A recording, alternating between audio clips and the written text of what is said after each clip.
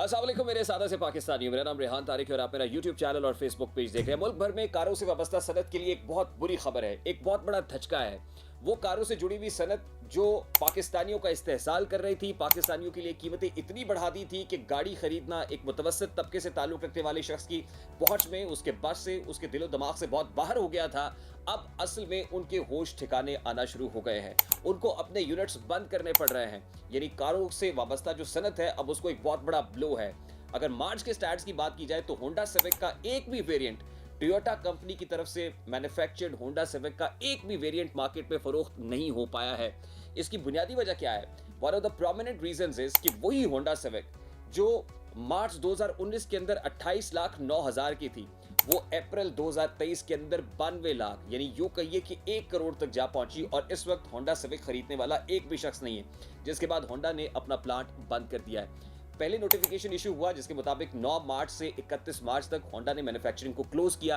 अब उसको एक्सटेंड करते हुए 1 अप्रैल से 15 अप्रैल तक उन्होंने अपना मैन्युफैक्चरिंग प्लांट बंद रखने का फैसला किया। और अभी तक कुछ नहीं कहा जा सकता, ये डेट मजीद एक्सटेंड भी हो सकती है। यानी ये 38 रोज बनते हैं, 38 रोज से कोई मैन्युफैक्चरिंग नहीं हो रही होंडा के प्लांट पर और कोई गाड़ी बनकर नहीं आ रही है, क्योंकि खरीदने वाला कोई नहीं है।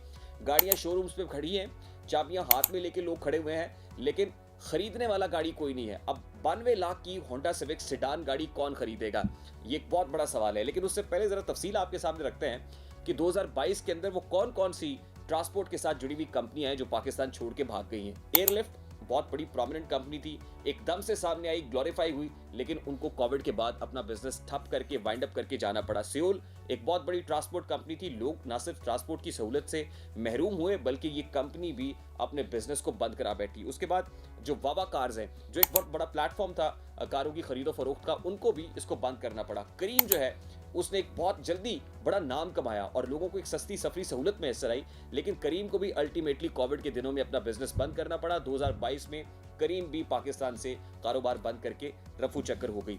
अब गाड़ियों की सनत ने कोविड के दौरान भी हद कर दी, यानी उन्होंने भी इस दौरान अपने ऊपर कोई ऐसा जो है वो चार्ज नहीं लिया, ना ही कोई नुकसान उनको खुद उठाना पड़ा, बल्कि उन्होंने ये पैसे सारिफीन की जेबों से निकलवाना शुरू कर दिए।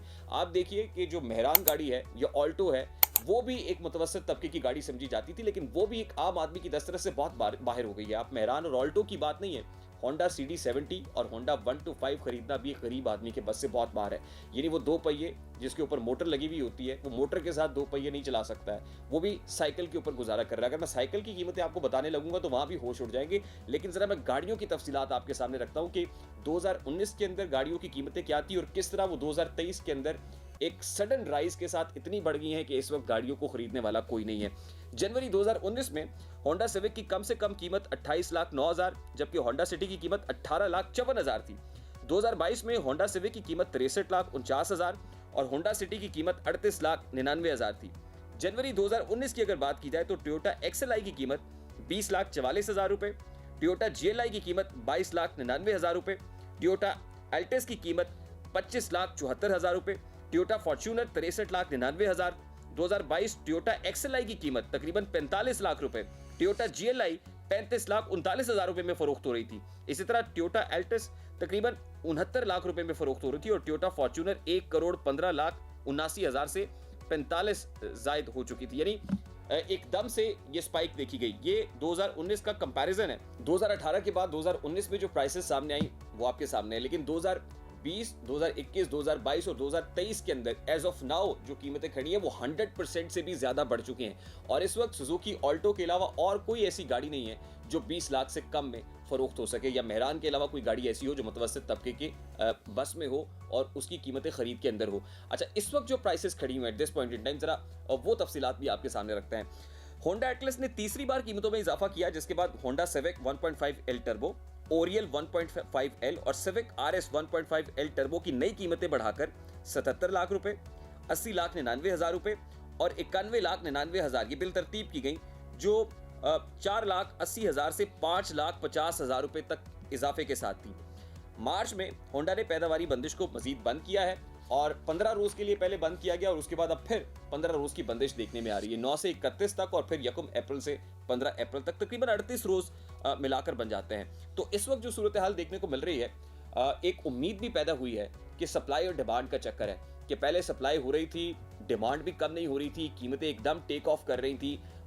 जो बैंक्स हैं वो भी सस्ती लीज के ऊपर गाड़ियां हमें दे रहे थे, सस्ते कर्जों के ऊपर दे रहे थे। अब भी बैंक्स ने भी वो लिमिट काफ़ी ज़्यादा सख्त कर दी है, इंटरेस्ट रेट भी बहुत ज़्यादा हाई है, बैंकों से लोग गाड़ियां नहीं निकलवा रहे हैं। और जो इंपोर्टेड गाड़ियां आती थी अब उनकी कीमतें भी बहुत ज़्यादा बढ़ गई, क्योंकि इंपोर्ट के ऊपर बैन हुआ, एलसीज नहीं खुल रही थी, बंदरगाहों के ऊपर लोगों का सामान पड़ा हुआ था, पाकिस्तान नहीं पहुंच पा रहा था। अब लोगों में एक उम्मीद की नई किरण जरूर दौड़ी है कि हो सकता है आने वाले दिनों में गाड़ियों की कीमतें कम हो जाए। क्या ऐसा पॉसिबल है प्रैक्टिकली?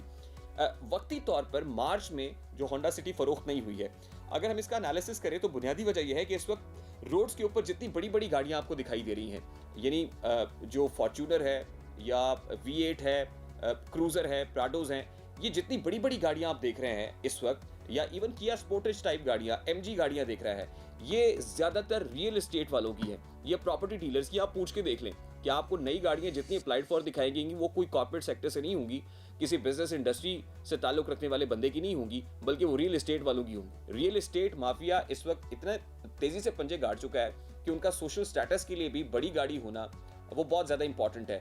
वो उनका उसके साथ कारोबार चलता है।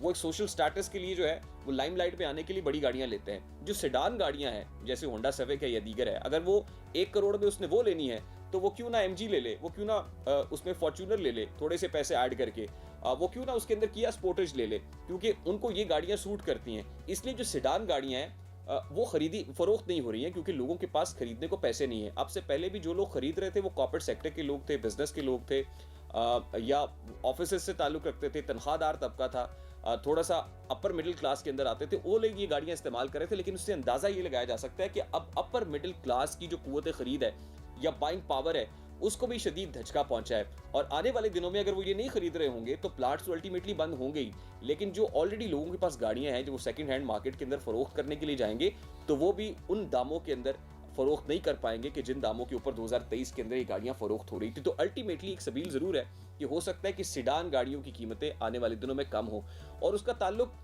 हमारे फॉरेन एक्सचेंज रिजर्व्स के साथ भी है, हमारी इकोनॉमी के साथ भी है, डॉलर्स के साथ भी है, कि इंपोर्ट के ऊपर जो इस वक्त हमने एक सीरियस बैन लगाया हुआ है इंपोर्ट को कटेल करने के लिए, अपने करंट अकाउंट और ट्रेड डेफिसिट को काबू और बैलेंस ऑफ पेमेंट को कंट्रोल करने के लिए। अगर ये ठीक होता है, अगर हमारे रिजर्व्स बेहतर होते हैं, इंपोर्ट होना शुरू हो जाती है, तो आने वाले दिनों में यकीनन ये ना सिर्फ ये कि गाड़ियाँ सस्ती हो जाएंगी, बल्कि ये जो प्लांट्स की बंदिश हुई है हो सकता है कि इन लोगों के होश पे ठिकाने आए, प्लांट्स दोबारा काम करना शुरू करें, और ये गाड़ियां जो एकदम से कोविड के बाद से सिर्फ सप्लाई और डिमांड और कम होने की वजह से जो है इनकी कीमतें बहुत बढ़ गई थी, हो सकता है कि ये कीमतें भी कल को नीचे आ जाएं। मुझे रेहान तारिक को इजाज़त दीजिए, अपना बहुत सारा ख्याल रखिएगा। अल्लाह हाफ़िज़।